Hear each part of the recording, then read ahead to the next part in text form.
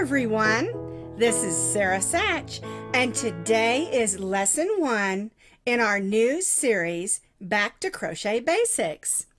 Now, for reference, all the stitch techniques will be in American terms for these 12 videos, and also for any video that's on my crochet channel.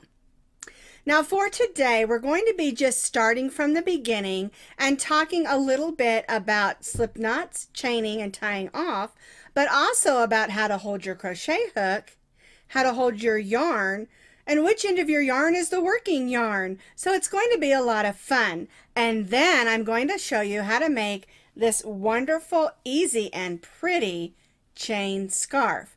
Now, if you don't want to go through the teaching portion of the lesson, you can just fast forward through the video to the free pattern. That's totally okay with me. Now, there is a blog that goes along with this, and I'll put that blog link in the notes just in case you want to read it or look at those pictures. What you're going to need for today's lesson is, of course, a crochet hook.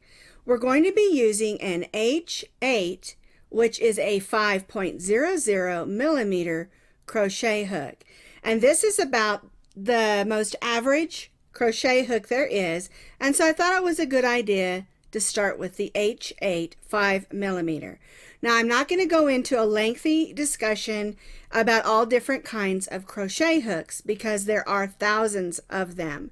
And what I suggest is that you go to Walmart or your local craft store and just get you the inexpensive crochet hooks. They're about $1.50 to $2, depending on where you purchase them, and just pick you up an H8 5.00 millimeter crochet hook. We're also going to be using yarn, and with this demonstration today, I'm going to be using Red Heart with Love, and I like this blue color. I think it's easy to see, and that's why I chose it. Now, it is a worsted weight number 4.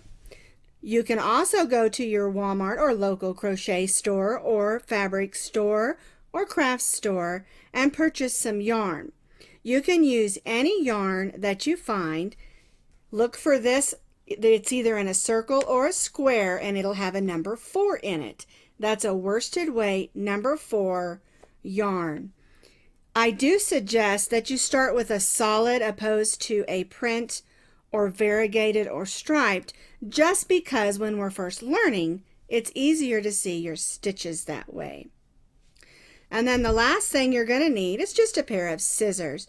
You don't need a fancy pair of scissors. Even a children's school scissors work great because we're just going to cut yarn. So we need an H8 crochet hook. We need some yarn, that's a worsted weight number 4, and we need a pair of scissors. The first thing I'm going to show you is how to make a slip knot. We're going to take our yarn, this is our tail of yarn, and the working yarn is the yarn that's still attached to the yarn you're working with. And the way I make a slip knot is I wrap the yarn around my pointer finger and I just twist my finger around. Then I take the working yarn, I make a little loop, and I push it through that loop that's on my finger and just snug that down. Then we'll put our hook in that loop and snug that down. Now remember, you want your loops to slide on your crochet hook. So you don't want to make it so tight that it's hard to move, but you also don't want to make it so loose that it's too much space and hard to work with. So we want to just snug that down on our hook. Now you'll notice I'm holding my hook like this, and this is the way that I hold my hook. It's called a knife hold because it's the way you would slice bread with a knife. There is some other ways you can hold it. You can hold it underneath like this. This is called a pencil hold because it's like writing with a pencil. And there are some people that hold it different ways. What you need to do is experiment and find which way works best for you. And that's how you hold the crochet hook. What's comfortable? All right, so now we're going to begin with some chains. And when you're holding your working yarn, because remember, your working yarn is a yarn that's attached to your skein or ball of yarn. Your yarn tail is the piece of yarn that we started with that's just hanging here. And I try to start with about a 5 or 6 inch tail. That way I have enough yarn to weave in if I need to, unless the pattern calls for a long tail for a reason. All right, now there are certain ways that you can hold the yarn in this hand to help you with the tension. All right, so I hold my crochet hook this way. And just in case you're wondering, the measurement, which is a 5 millimeter, is taken from this portion of the crochet hook. So if you have a crochet hook that is cut differently up here, that's okay. The measurement is taken around the shank of the crochet hook. All right, so I'm holding my crochet hook this way. And now I need to hold my yarn. And I hold my yarn like this. I'm going to turn my hand so you can see. A lot of people will hold it so that it comes through their pinkies, between their pinky and their ring finger. Let me show you. Like this. And that helps us with tension. I do it this way. My thumb and my pointer are holding my tension. And that's another thing that you'll have to practice until you find that it's comfortable for you. Because remember, when you're crocheting, people everywhere crochet differently.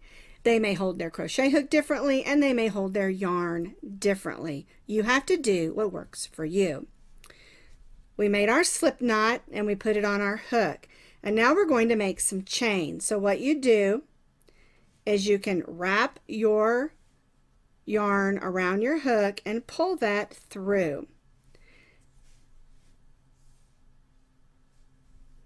You wrap the yarn around your hook, and if you'll notice, when I pull it through, I bring my hook down. Okay, my hook is up. Now I'm going to turn my hook and pull it through. And you'll also notice I'm not wrapping right now. What I learned is that if I hold my yarn like this around my finger, when I'm chaining, I can just pull my hook around the yarn and pull it through.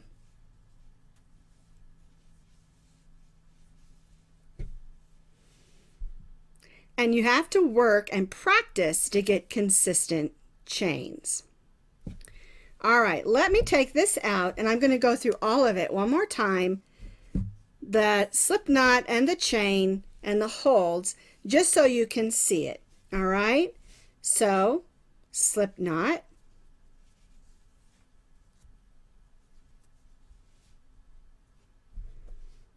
my hook through, snug it down.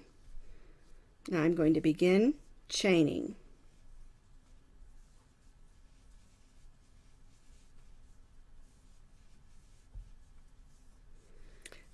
And as I'm working a chain, you'll notice that I'll work a few chains and then I'll move my hand up.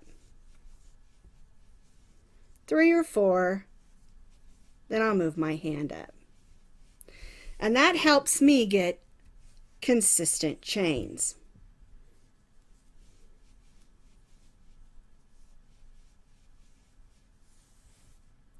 Now, we're going to be making a scarf today that's just chains, and I'm going to show you, we'll go to that portion in a second, but I want to show you how to tie it off when we're done. Okay, so let's say we've made the chain as long as we need it. We'll take our scissors and we'll cut that off, and like I said, I give myself about 4 or 5 inches when I cut it off as well. I'll wrap it around, and then I'll pull that tail right through there. Snug that down. So that's how we make a slip knot, we chain, and we tie off. So here's the scarf that I made just using chains, and this is what I want you to make while you practice. It's just made with lots of different colors of yarn. They're all worsted weight number 4 yarns, and they're just chains. And then once I get all my chains done, I tie them together and then loop them around my neck. All right, so let's get started with our project. Again, we're using our H8 5mm crochet hook. I'm still using my blue yarn that we started with, that is a worsted weight number 4. We're still going to need our scissors for cutting off the yarn at the end. And what we're going to do is we're going to make a chain that is 100 chains long. So what we'll do is we'll start with our slip knot, snug that down, and begin chaining.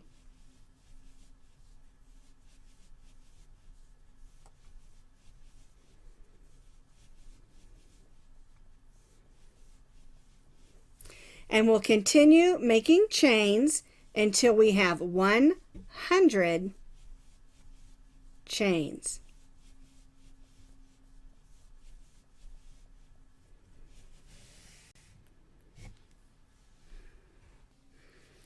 Now I have chained 100 chains.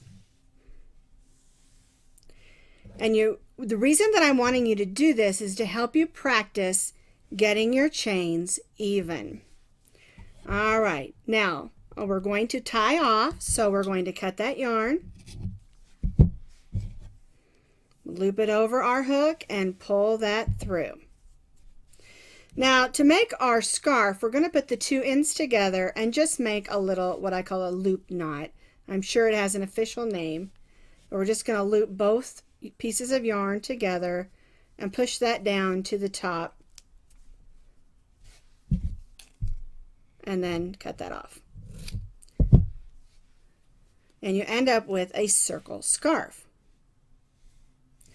Now with this other one that I made, you'll notice that some of the chains are longer than the others. This is the one that I did that's just 1 loop. You can do them longer, make them 200 or 300. Just make as many as you want, and if you have some other colors of worsted weight number 4 yarn, make a bunch of them, put them together, and wear them as a beautiful scarf. This is a great way to practice what we learned today and make something that you can wear. So this is the end of lesson 1. Lesson 2 in Back to Crochet Basics, we're going to learn how to make single crochets in rows. We're going to learn how to turn and how to tie off and weave in our ends. And then we're also going to have a fun project to practice the things that we learned as well. So don't forget to practice your chaining, and I'll see you next time.